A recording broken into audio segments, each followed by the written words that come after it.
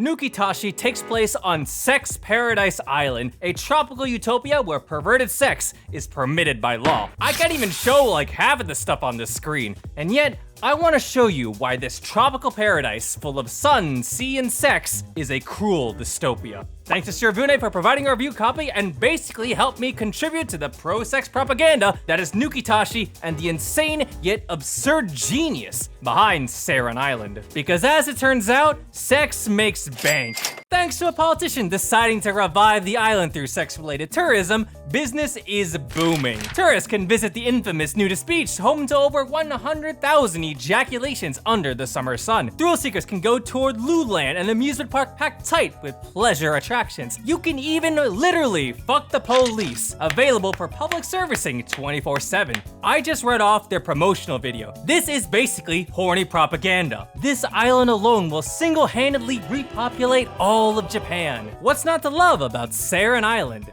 Apparently a lot, if our main character Junosuke is rebelling with a metal dildo in his hands. After returning to the island after unfortunate circumstances, Junosuke finds out that the island has become even more insane. He refuses to have sex for one simple reason. Sex should only be between two lovers. None of that pussy-sharing animalistic intercourse. Junosuke is a proud virgin defender of that sweet, wholesome vanilla loving. I ham this up, but it's true. There's nothing wrong about that. It is wrong, however, when Seiren Island forces people to have sex. And thus, in order to protect himself and his little sister, Junosuke gathers allies underneath his banner to form the NLNS, the No Love, No Sex organization, to rebel against and destroy the perverted sex law. However, as you might guess, the islanders aren't happy that these rebels are trying to destroy their peaceful lives. It's an all-out war. The FS are firing riot bullets while the NLNS are throwing Onoho flash bombs in return. Commanders go in for the kill, but June cleans up house, specialty iron dildo sword in hand. Why adult toys? Well, I mean, like, how else are they gonna pass security? Now everyone contributes in their own special way. Nanase throws a mean Onoho, Asane conveys tactical recon, Misaki is our getaway driver, and Hinami's got a chair. The visual flares help keep the action moving, graphic displays appear from the weapons, impact CG is cut in with hard-hitting sound effects, and character sprites are nicely positioned for one-on-one duels. The combat is conveyed greatly, all while this snazzy upbeat jazz plays out in the background. Now, there are moments where Nukitashi went too far off the deep end. Again, we're talking about an action thriller in which our characters use sex toys as 007 spy gadgets. I can't exactly fathom how a chassis boat works as a spy drone, but common sense was never on this island in the first place. That said, it's fun to watch and outright crazy at times. The last act of Misaki's route in particular is a fucking roller coaster ride. Like if someone strapped me onto a rocket and Misaki drove it like she does any other vehicle.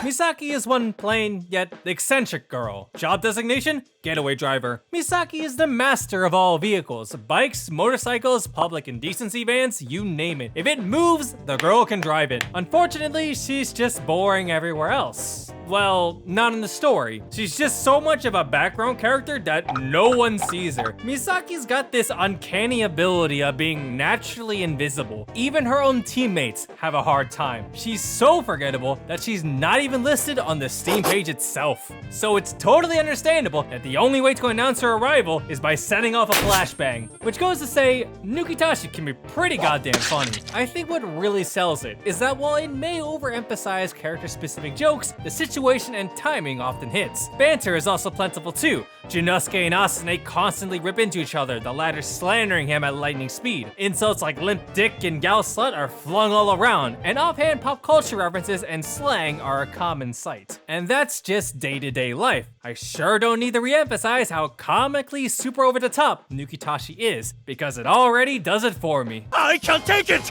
My coke train is about to go choo-choo! I'll meet you at the station on the last train to Foxby! Chances are, if you're not a fan of the absurdist humor, you aren't gonna get much mileage out of Nukitashi. And yet, despite all of the crass humor being thrown around, there's a warm feeling underneath, seeing that they're still great friends slash partners slash comrades in arms. Nukitashi has this strong sense of wholesome camaraderie, like on the level of Little Busters and Higurashi. Except these guys are fighting for the battle of pure love. Even when they seem like they don't get along, Asane's the biggest offender, for the loving brocon that she is. The rousing emotions behind and no man left behind mind is moving, even when one of them appears to be the biggest slut around.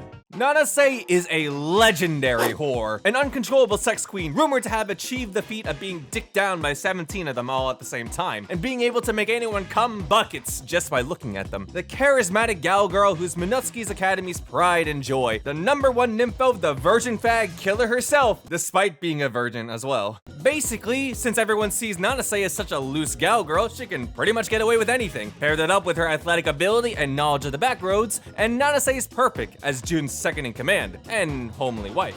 Now, this is heartwarming and all, as each heroine contributes in their own way to help reassure and motivate Jun. However, we run into the problem where the heroines themselves lack individual developments. They do touch on their own character beats and core messages like true understanding and body complexes, but all of that contributes to how Junosuke grows as a person. It is Junosuke Tachibana versus Saren Island. In other words, the girls are the fluffers to Jun's massive cock so he can stand up against other dicks. Because again, Saren Island is a dystopia. The perverted sex law, while very much absurd, is a law. Having sex is mandatory, so that means that not having sex is considered going against the law, and individuals that refuse to obey are deemed criminals. And those same public organizations created to help tourism were also created to uphold and enforce those rules. Yes, you can fuck the police, but they'll fuck you right back if you don't shove your dick where it belongs. I'm giving Nukitashi a content warning, because when faced against this police state government, rebels are subjected to cruel and unusual punishment, our main character included. Which would you prefer? Penetration via live firing squad or the horny human guillotine? You might think this whole visual novel is crazy, and I don't doubt you. Saren Island glorifies sex. It's fucking everywhere, but it's also taken seriously as a realistic look of how a pro-sex society functions. The background lore regarding Saren Island, its rules and regulations, and even how their military works are surprisingly complex. And as you continue through the routes, you learn more about its deeper implications and how it's all tied together, the true route in particular, even if it's a very watered-down version of all the other routes combined together, featuring the final heroine. It really makes me appreciate how well thought the story gets while also balancing its absurdity with its emotional side, where in the face of these difficult times, a small lolly petting your head is all you need to give you strength. Hinami is the ultimate senpai, a big heart to contrast her small appearance. She may be older than the cast, but it ain't stopping everyone from dragging her back to the daycare center. Now, side note, if you do buy Nukitashi off of Steam, I highly recommend getting the patch. Otherwise, you are getting a largely incomplete version of the game, for obvious reasons. There's just open titties and BJs sitting casually in the background. Hinami and the mysterious white-haired girl should also be considered. Sorry, Hinami, no matter how quirky your catchphrase is, you failed to pass the eye test and the height test. In summary, making fun of short people is fun. It was at this moment I realized I'm a terrible person. I have a soft spot for small heroines saying they're way bigger and wiser than they actually are. The gap moe, or contrasting aspects, really does wonders for characters. But in the case of Hinami, she's really out there strutting her stuff as a dependable senpai, standing proud on that OP foldable chair of hers. That said, Hinami's route is a strange case, where a lot of the focus isn't on her, but rather her best friend Rei, which highlights its own unique problem, because the FS commanders are really interesting as well. In fact, they have just as much weight, if not more, than the actual main heroines to the story, and I would talk a lot more about them. Believe me, I want to. Toka's backstory is super interesting, Rei overshadows Hinami by miles, and Ikuko is 100% my favorite fucking slut, because like her combat bloodlust, the Gap Moe is strong with this one. All of them turn out to be super likable and interesting, but that's what Nukitashi 2 is for. It really contributes to the wider idea that even if they are crazy horny, maybe they aren't actually bad people. Nukitashi is frankly a ridiculous visual novel. You really have to say to yourself, I'm coming! I'm reading a story where rebels fight the pro-sex half-naked police force with dildos and onaholes. For this is a world where perverted sex is encouraged by the majority. And yet, Nukitashi is a fight for the suppressed minority. It's a rousing story about a group of friends fighting to protect what matters most and uphold the values they believe in. A 4 out of 5 with a seal of recommendation. If you enjoyed that, you might want to check out this video over here. And just remember, you haven't lost your virginity if you haven't come from the soul.